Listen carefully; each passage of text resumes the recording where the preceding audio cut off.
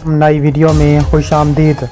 नाज़रीन ग्रामी, पाकिस्तान के टैंक और फ़ौज की पेशकदमी शुरू हो गई। पाकिस्तान इंडिया बॉर्डर पर एक बार फिर बड़ी हलचल, 24 घंटे इंतहाई ख़तरनाक करार दे दिए गए। वीडियो की तफसीलात में आगे बढ़ने से पहले हमारी वीडियो को एक लाइक ज़रूर करें, हमारे चैनल को सब्सक्राइब करके बेल आइकन पर ज़रूर क्लिक कर दें। नाज़रीन ग्रामी, पाकिस्तान के टैंक और फ़ौज की पेशकदमी शुरू हो गई। पाकिस्तान और इंडिया बॉर्डर पर एक बार फिर 9 महीनों के बाद बड़ी हलचल, 24 घंटे इंतहाई ख़तरनाक करार दे दिए गए। तफसीलात के मुताबिक देखा जाए तो पाकिस्तान और भारत एक बार फिर आमने सामने आ चुके हैं। इमरान हुकूमत के ख़ात्मे के बाद एक बार फिर भारत भी हमलावर हो चुका है। भारतीय फ़ौज की LOC पर मुसलसल शदीद झड़पें। पाकिस्तान ने भारत के ख़िलाफ़ ख़तरनाक तरीन टैंक और एंटी एयरक्राफ्ट गन्स चला दी। तफसीलात के मुताबिक भारतीय फ़ौज ने लाइन ऑफ कंट्रोल देवा सेक्टर में सीज़ फायर की खिलाफ वर्जी करते हुए बिला इश्तियाल फायरिंग की, जिसके नतीजे में पाक फ़ौज का सिपाही नबील लियाकत शहीद हो गया। ISPR के मुताबिक भारतीय फ़ौज की लाइन ऑफ कंट्रोल पर इश्तियाल अंगेजियों का सिलसिला जारी है। गुज़िश्ता रोज़ LOC के नज़दीक देवा सेक्टर पर भारतीय फ़ौज की जानिब से बिला इश्तियाल सीज़ फायर की खिलाफ वर्जी की गई।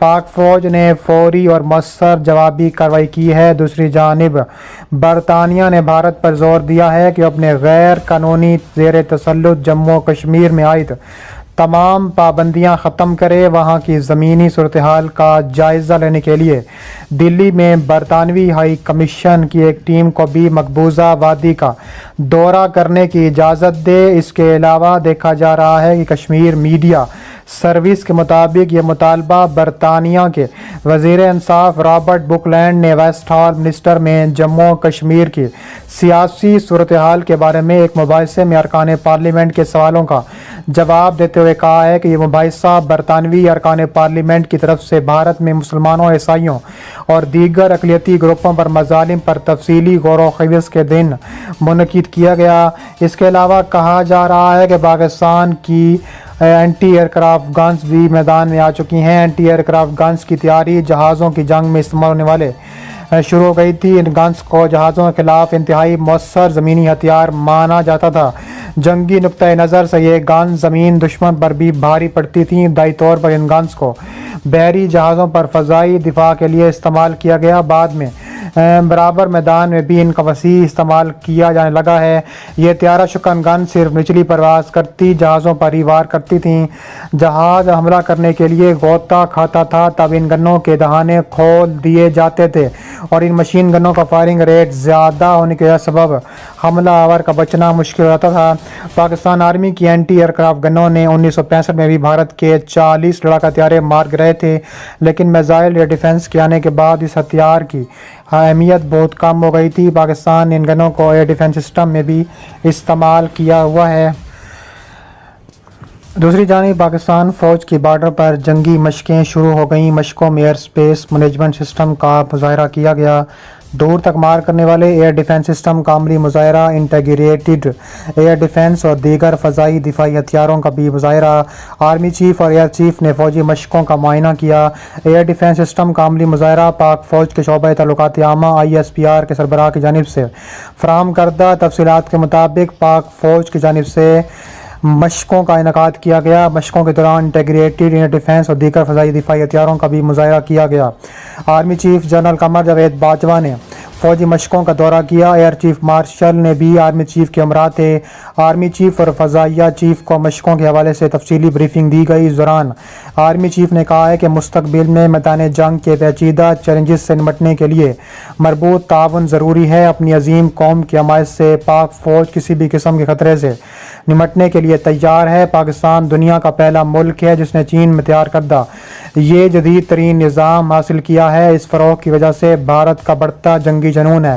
भारत ने जनवरी में 2018 में अपने बैनुल-ए-आज़मी बैलिस्टिक मिसाइल अग्नि पंजुम का 5واں تجربہ بھی کیا تھا۔ بھارتی ماہرین نے اپنے بیان میں چین کو اس لیے نشانہ بنایا کہ وہ پاکستان کو جدید ترین عسکری ٹیکنالوجی فراہم کر رہا ہے۔ اسی ٹیکنالوجی کی بدولت ممکن ہو سکا ہے کہ کم وسائل رکھنے کے باوجود پاکستان اپنے طاقتور اور جارح مزاج پڑوسی کا مقابلہ کر سکے۔ اسی امر کے باعث بھارتی حکمران چین سے خار کھاتے ہیں۔ مزید برآں اب امریکہ کی صحیح ہے کہ وہ چین اور بھارت کو آمنے سامنے لے آئے۔ گویا امریکی بھارت کو ایشیائی سپر پاور بنانا چاہتے ہیں۔